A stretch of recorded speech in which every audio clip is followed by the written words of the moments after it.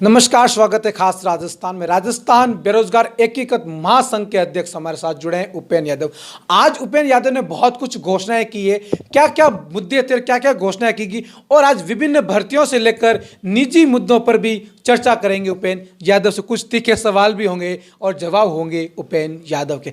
आज क्या कुछ घोषणाएं की आपने? देखो, सरकारें कोई सी भी हो, जो पेपर लीक, नकल, भर्तियों का अटकना, कोर्ट में जाना, समय पे भर्तियां नहीं होना, कैलेंडर जारी नहीं होना, बाहरी राज्य का कोटा और तमाम चीज़ों को लेकर प्रदेश का बेरोजगार अपने आप को दुखी सा महसूस कर रहा है।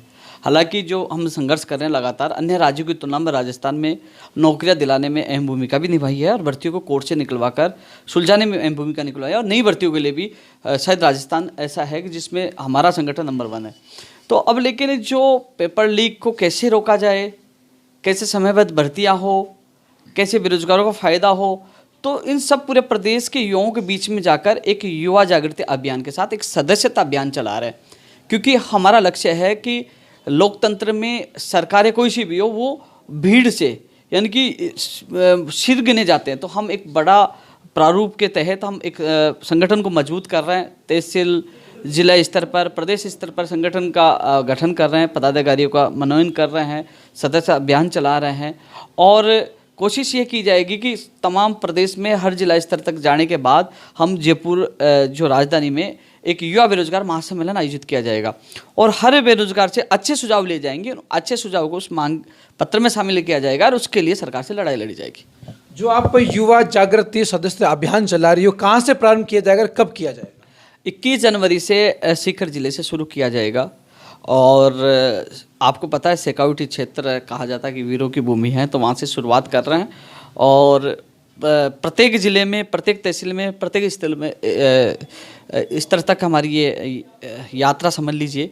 युवाओं के बीच में जाएंगे, सुझाव लेंगे और तमाम जो हमने एजेंडा तय किया है, 16 से ज़्यादा बिंदु हैं जिसके तहत हम युवा जागृति अभियान चलाएंगे और संगठन को मजबूत करेंगे। क्या इस अभियान को 2023 के विधानसभा चुनाव से जोड़ा जाए, देखा जाए? जोड़ लीजिए ना, हम तो कह रहे हैं, हम तो हमारी ताकत दिखाएंगे कि भैया जो लोग हमारे युवाओं का हित नहीं साधेगा तो उनको उखाड़ के फेंकेंगे। विभिन्न भर्तियों को लेकर जो मामले चल रहे हैं, एएनएम जेएनएम भर्ती सबसे ज्यादा चर्चित चली है। मंत्री ने सिर पे हाथ भी रखा था बेटियों के, उस भर्ती का क्या कुछ हुआ?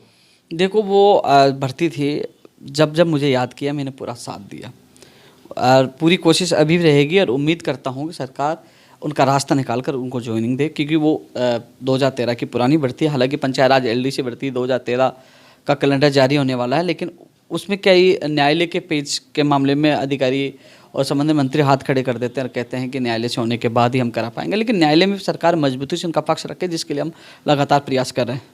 पेपर आउट होना एक आज के समय में एक आम बात हो गई है। भजनलाल अभी भी पुलिस की गिरफ्तार से काफी कोसों दूर है। देखो, पेपर लीक कैसे होता है, कैसे रोका जाए, क्या किया जाए, इस चीज़ को लेकर हम युवा जागृति अभियान चला रहे हैं। आपने देखा होगा, एसआई का पेपर बीकानेर से पाली आया, स्कूल से आया और अधिकतर पेपर स्कूल से आउट हो रहे हैं। तो हम लगातार जो सबसे पहले मांग करने वाले हम ही व्यक्ति थे। राजस्थान बेरोजगार एकीकृत महासंघ मांग कर रहा था कि गैर जमानती सख्त कानून लाया जाए, जो सरकार ने घोषणा की, लेकिन वो कानून नहीं आया। कानून में सुधार की आवश्यकता है। हम चाहते हैं उसमें फर्जी प्रमाण पत्र, डिग्री, डिप्लोमा, दिव्यांग सर्टिफिकेट उनको भी शामिल किया जाए, जो उपयोग करें उनको भी गैर जमानती हो और उनको जेल में डाला जाए। हम चाहते हैं उनकी संपत्ति जब्त की जाए, जो लोग लिप्त पाए जाते हैं। एक तो वो कानून लाना आवश्यक है। इसके अलावा स्कूल जो परीक्षा केंद्र में जो प्रश्न पत्र विद्यार्थियों परीक्षार्थियों को अंदर बैठने के बाद ही दिया जाए। क्योंकि यदि परीक्षा पत्र स्कूल के माध्यम से आउट किया जाता है तो कहीं ना कहीं विद्यार्थी जो परीक्षार्थी अंदर बैठ जाएंगे तो किसको वितरित करेंगे, मापिया किसको देगा जब विद्यार्थी अंदर बैठ जाएगा? तो ऐसा सुविधा सरकार को करना चाहिए। वीडियोग्राफी, बायोमेट्रिक, आई स्कैन, तमाम चीज़ें लागू करना चाहिए। इसके अलावा यदि प्रिंटिंग प्रेस से आउट होता है तो प्रिंटिंग प्रेस के खिलाफ भी वो सख्त गैर जमानती कानून लागू करना चाहिए। उसको भी जेल में डाला जाए, उसकी संपत्ति जब्त की जाए, उसमें तमाम लिप्त कर्मचारी हों उनको भी जेल में जाए, उनकी संपत्ति लिप्त की जाए। सख्त कदम सरकार को उठाने होंगे। तो युवा जागृति अभियान के तहत सरकार तक का मैसेज पहुंचा। सरकार कोई सी भी हो, राजनीतिक पार्टी कोई सी भी हो, क्योंकि पेपर लीक, भ्रष्टाचार, नकल, इन सबको रोकना होगा। इसके लिए युवा जागृति अभियान के माध्यम से राजस्थान के प्रत्येक कोने में जाएंगे। जब आवाज़ बुलंद होगी तो राजनीतिक पार्टियों को एहसास होगा कि हाँ, हमने इन युवाओं की मांगों को पूरा नहीं किया तो आने वाले समय में उनके लिए बड़ा नुकसान हो सकता है। नीट 50,000 पदों को लेकर अभ्यर्थी अभी भी शहीद स्मारक डटे हुए इस कड़कड़ाती सर्दी में। कल तो इंद्रदेव ने बारिश के रूप में इनकी परीक्षा भी ली, तैयारी की, और अभी एक साथी को अस्पताल भी भेजा गया है रोहितास को तबीयत खराब होने के कारण। देखो, इनके साथ सहानुभूति मेरी पूरी है। लगातार ये लोग धरना प्रदर्शन दे रहे हैं। यदि भजनलाल पकड़ा जाता तो कई लोग जिन्होंने पेपर लिया वो बाहर होते थे, इन लोगों को बहुत फायदा होता। हालांकि हमने लगातार पहले मांग की थी कि सीबीआई से जांच करवाई जाए, रीट और एसआई की।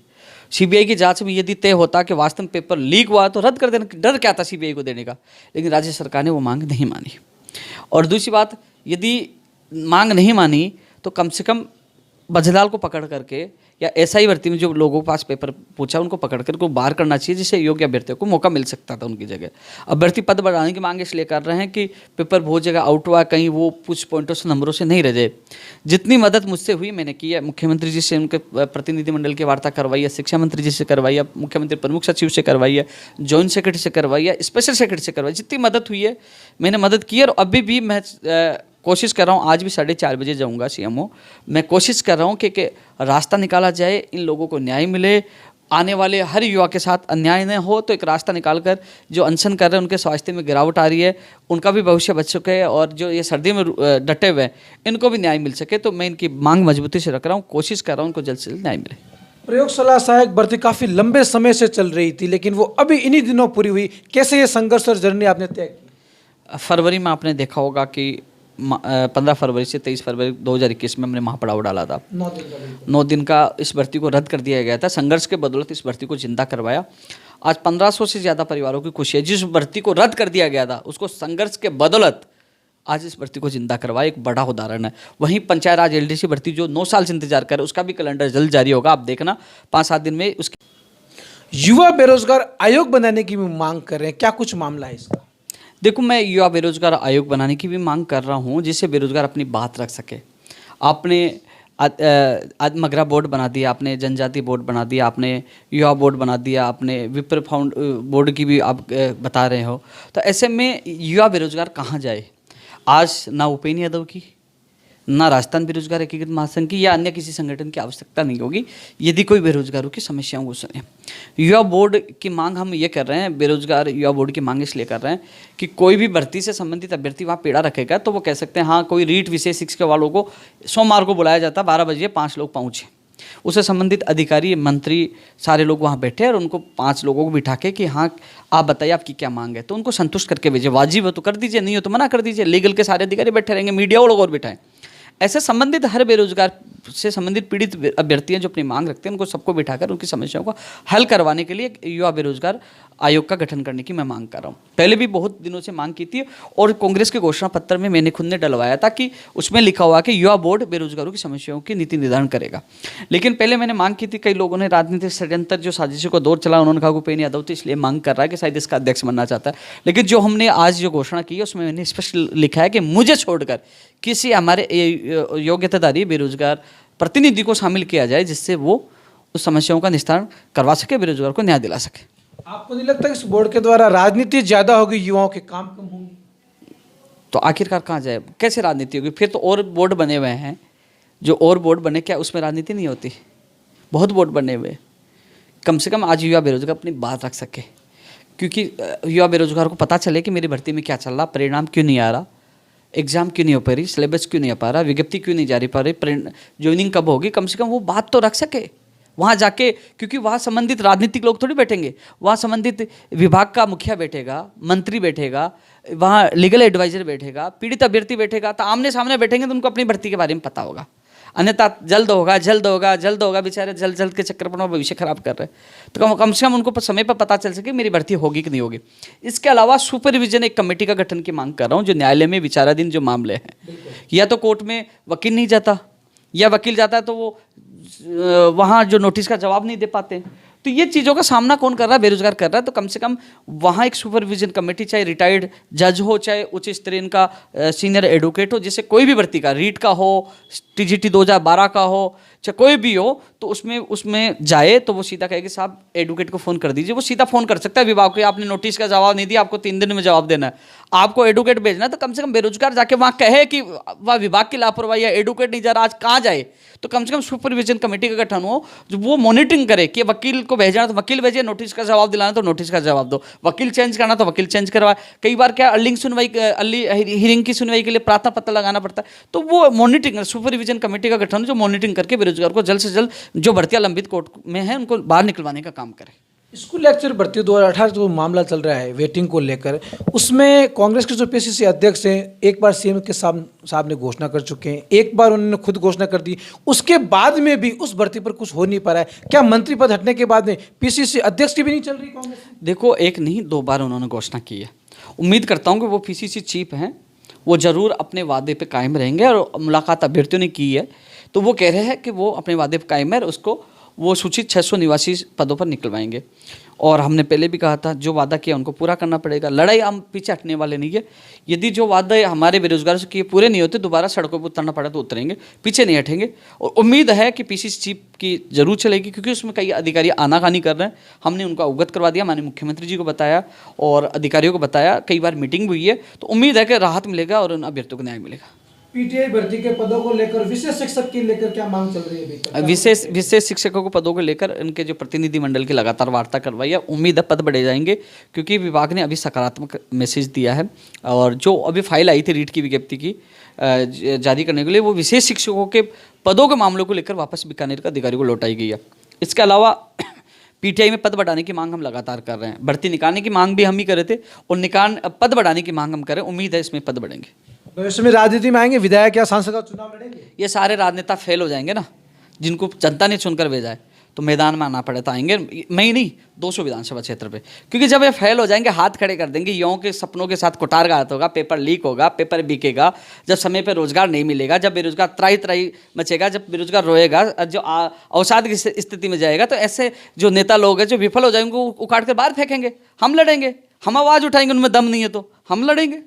कमज़ोर थोड़ी है, जब सत्ता में लाना जानते हो काट कर फेंकना भी जानते हैं। तो इसलिए आप जो कई लोग ये सोचते हैं कि ये लोग नेतागिरी में या राजनीति में आएंगे, तो मैं कह रहा हूँ, स्पष्ट कह रहा हूँ, यदि ये लोग सब फेल हो जाते हैं, युवाओं को सपनों को साकार करने में अहम भूमिका नहीं निभाते हैं, ये सारी जो भ्रष्टाचार के बहट ये भर्तियाँ छड़ रही है, पेपर लीक हो रहे हैं, समय पर रोजगार नहीं मिल पा रहा है, बड़े बड़े वादे करते फेल होंगे तो हम आएंगे और इनको बेरोजगार करेंगे और बताएंगे कि बेरोजगारी का दंश क्या होता है, दर्द क्या होता है। ये एहसास हम करवाएंगे। चाहे 200 विधानसभा क्षेत्रों पे हमें प्रत्याशी उतारना पड़े, उतारेंगे। आपका भी एक नाम है बीकानेर, जहाँ जोधपुर के रहने वालों को भी दे देंगे, रमेश देगड़ा को दे देंगे, कुलदीप चारण को दे देंगे, जो होगा योग्य होगा। नहीं, कोई दिक्कत नहीं। आप जैसे पत्रकारों को भी, क्योंकि आप बोलने में माहिर हो, तो विधानसभा में सवाल पूछोगे तो मजा आएगा, क्योंकि यहाँ तो जनता की आवाज़, जो मुखर आवाज़ उठाएगा, विधानसभा में सवाल पूछेगा। मान लीजिए आप जैसा, हम जैसा और अन्य कोई युवा अंदर जाएगा, पूछेगा कि 600 निवासी का वादा किया था, क्या हुआ बताइए, आपका वीडियो है, बाहर राज्य का कोटा समाप्त क्यों नहीं हो रहा, पेपर भजन लाल कहाँ है। ये सारी सवाल वह पूछने वाला होना चाहिए, दम होना चाहिए। लेकिन यह क्या होता है, व्यक्तिगत लाभ के लिए लोग पूछते फिर दब जाते हैं, या दबते नहीं है। कोई भी सरकारी लड़ाई लड़ते हैं, 5 साल पिछली सरकार में लड़े, इस सरकार में लड़ रहे हैं, लेकिन लड़ाई में पीछे हटने वाले नहीं है। मेरे युवा बेरोजगार को न्याय नहीं मिल जाए, हम लड़ाई लड़ेंगे। राजनीति का धर्म आप अपनाइए, मीडिया का धर्म मैं मेरे अपनाने की कोशिश कर रहा हूँ और अपनाऊंगा भी। एक ऐसी भर्ती है जो कांग्रेस के सरकार के कार्यकाल में निकली थी, ठीक है, रीट को लेकर, लेकिन वो भर्ती अभी तक पूरी नहीं हुई। रीट 2018 की बात करें हो क्या? 12 सुप्रीम कोर्ट में है। कई बार वार्ता के दौर चले, लिखित में वहाँ एफिडेविट देने की बात हुई, लेकिन समझ में नहीं आ रहा। वार्ता में कहा जाता है, बाद में अधिकारी जैसे मुख्यमंत्री प्रमुख सचिव कुलदीप राघा जी से वार्ता हुई, एफिडेविट देने की बात हुई और संबंधित विभाग के पंचायत राज विभाग के अधिकारियों ने मुखर गए।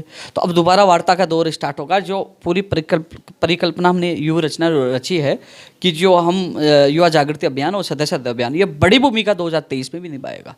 ये भूमिका सरकार का अच्छा काम होगा तो सराहेगा, और बुरा काम होगा तो सरकार कोई सी भी हो, राजनीतिक पार्टियां कोई सी भी हो, बर्दाश्त नहीं किया जाएगा। क्योंकि अहम भूमिका हमारे इस अभियान की, हमारे प्रदेश के युवा की रहने वाली है। यह मैं निश्चित आज ही कर देता हूँ। एक बड़ा सवाल ये है कि आप किसान के पुत्र हो और गाड़ी मेंटेन करते हो, ये भी एक युवाओं का सवाल है, बेरोजगारों का सवाल है। मुझे बता दो, कोई राजनेता नहीं करता? कोई राजनेता नहीं करता क्या? गाड़ी मेंटेन करने वाला क्या आवाज़ नहीं उठा सकता? और सवाल यह है ना, मैंने कहा कि भर्ती के नाम पे किसी बेरोजगार से मैंने पैसे लिए तो मैं हिंदुस्तान छोड़ दूंगा। खुला चैलेंज करिए साबित। सरकारों ने पूरी कोशिश की है, पिछली सरकार, वर्तमान सरकार ने पूरी जांच करवाई है। आज मैं क्यों बैठा हूं? क्यों सरकारों से सीधा टकराता हूं? क्यों 38% लोगों ने वोट देके मुझे सेकंड नंबर पे लाए? पूर्व मुख्यमंत्री, उप मुख्यमंत्री जी के केवल 3% कम है। क्यों? जनता चाहती है 2 लाख से ज़्यादा युवा बेरोजगारों को रोजगार दिलाने का काम किया। सच के लिए लड़ता हूँ, चाहे लखनऊ जाना हो, चाहे लाठियाँ खाना हो, चाहे अनशन करना हो, चाहे अर्धनग्न प्रदर्शन करना हो, चाहे बूट पॉलिश करना, कभी घबराया नहीं, लड़ता हूँ मैं। लोग युवाओं के नाम पर राजनीति करते, तमाशा करते, गायब हो जाते। यहाँ लड़ाई लड़ता हूँ, पीछे नहीं हटता हूँ। और रही बात, जाँच करवा लीजिए ना, खुला चैलेंज दे रहा हूँ, सरकार भी जाँच करवा लीजिए। और रही बात, जो लोग, एक चीज़ बताऊँ, और गाड़ी मेंटेन करना, रहना, ये सवाल लोग उठा रहे हैं, ठीक है, आप भी आपने सवाल पूछा, आपका पूरा कर्तव्य पूरा कर रहे हो, लेकिन ये इसके बाद, इंटरव्यू के बाद आप मेरे पास बैठिए, मैं बताऊंगा कि गाड़ी कैसे मेंटेन कर रहा हूँ, खर्चा कहाँ चल रहा है, मेरा कर्जा है, आप चुका देना, या आप जो कहने वाले वो चुका देंगे, मैं लिस्ट बना के दे दूंगा कि इनसे पैसे। सवाल पूछ सकता हूँ तो आम जनता को मैं बता दूंगा कि भैया, मैं क्या है कि ये चीज़ें बता दूंगा लोगों को कि मेरे इतना कर्जा है या मैं इतना परेशान, तो लोग कहेंगे सहानुभूति ले रहा है, लोगों से चंदा लेने की कोशिश कर रहा है। मैं इसलिए नहीं बताता, मेरा दर्द मेरे स्तर सीमित रखता हूँ, लेकिन हर युवा बेरोजगार का दर्द बांटने की कोशिश करता हूँ। हर युवा बेरोजगार के लिए 24 घंटे तैयार रहता हूँ। और यही रही बात, मेरे ऐसे व्यक्ति, मैं आपको बता दूं, 2012 के बाद, जब 12 में मैं संघर्ष कर रहा था, उसके बाद कई RS, कई बड़े बड़े पदों पर, पटवारी, फर्स्ट ग्रेड, सेकंड ग्रेड के अलग अलग विभागों में काफ़ी कर्मचारी लगे हुए हैं। कई ऐसे भी व्यक्ति मुझे आवश्यकता होती है, मेरे ऐसे भी मित्र हैं जो IAS भी है, IPS भी है, मुझे आवश्यकता पड़ती है ना, तो मैं कहता हूँ भैया मुझे इसकी आवश्यकता है, मुझे इसकी आवश्यकता है। आज मेरी एक टीम है जिसकी वजह से आज संगठन ये युवा बेरोजगारों के लिए संघर्ष कर रहा हूँ। अन्यथा पूरे प्रदेश और देश को पता है कि एक पैसा एक बेरोजगार से मैं नहीं लेता। हाँ, जो कर्मचारी जो लगे हुए हैं उनसे अब ज़रूर है कि ये सदस्यता अभियान चलाएंगे, उसमें उनको सदस्य के तौर पे जोड़ा जाएगा। जब बड़ी रैली होगी, रुकने की व्यवस्था होगी, मापड़ा होगा, खाने की व्यवस्था होगी, तो जो हमारे संघर्ष से जो कर्मचारी बने उनसे मैं ज़रूर सहयोग लूँगा, क्योंकि वो भी तैयार है। उन्होंने ये भी अभी मुझे हमेशा कहते हैं, जहाँ भी मिलता हूँ, कि हम आपके साथ तैयार हैं। तो बड़ी व्यूह रचना के साथ ये अभियान चलाया जा रहा है। एक ही उद्देश्य है कि मेरे युवा बेरोजगार को न्याय मिले, पेपर लीक नहीं हो, भ्रष्टाचार नहीं हो, जो फर्जी डिग्री, दिव्यांग सर्टिफिकेट, ये सब समाप्त हो, तो युवाओं को समय पर रोजगार मिले, इसके लिए लड़ाई लड़ेंगे। जयपुर से यूपी और यूपी से वापस जयपुर, कैसा रहा सफर, और फिर मुख्यमंत्री से मिले, क्या कुछ बात हुई? कुलदीप जी, पूरे देश को पता है, हमने लड़ाई की। रात को 12 बजे आदेश आया सरकार की तरफ से, हम वापस यहाँ जयपुर यहाँ आए। और आपको बता दूँ, वहाँ कभी भी, जब हमने फरवरी में मापड़ा डाला या लखनऊ से आया, तो वहाँ हमारी जो कमेटी होती है भर्तियों से संबंधित, उन लोगों की राय के बाद निर्णय लिया जाता है। उपेंद्र यादव अकेला निर्णय नहीं लेता, राय लेते हैं कि भाई चलना चाहिए, वो सहमति जताते तभी आते हैं। रही बात, आपसे भी कई बार चर्चा होती है, आप जैसा चाहिए वैसा आप सवाल पूछ सकते हो। डरता वही है जो बेईमान इंसान हो, ईमानदार इंसान किसी से नहीं घबराएगा। जैसा सवाल पूछना चाहो पूछ सकते हो, हर सवाल का जवाब दूंगा। क्योंकि कई बार आप पे भी आरोप लगते हैं कि आप उनके उपेंद्र यादव की अच्छाई दिखाते हो, उपेंद्र यादव को कड़े सवाल नहीं पूछते हो, उपेंद्र यादव से मिले हुए, तो कई सवाल आप पे भी मुझे लगता है उठते होंगे। तो आप कोई भी सवाल पूछ सकते हो, क्योंकि मैं इस चीज़ से डरने वाला नहीं हूँ, ईमानदार सही हूँ। और आज 10वां साल चल रहा है, बेईमान होता 10 साल तक एक कुर्सी पे कोई नहीं टिक पाता। और रही बात, मैं तो कह रहा हूँ, मेरे से अच्छा कोई काम करने वाला आ जाइए, उसको अध्यक्ष बना दूंगा, और मुझसे बेहतरीन काम करे। वो लखनऊ का जो शहर है, कांग्रेस कार्यालय के बाहर का स्थान है, शहीद स्मारक की खाली जगह, दम हो तो आ जाइए, यो हितैषी बैठ जाइए, दम हो तो करिए आंदोलन, हिला दीजिए।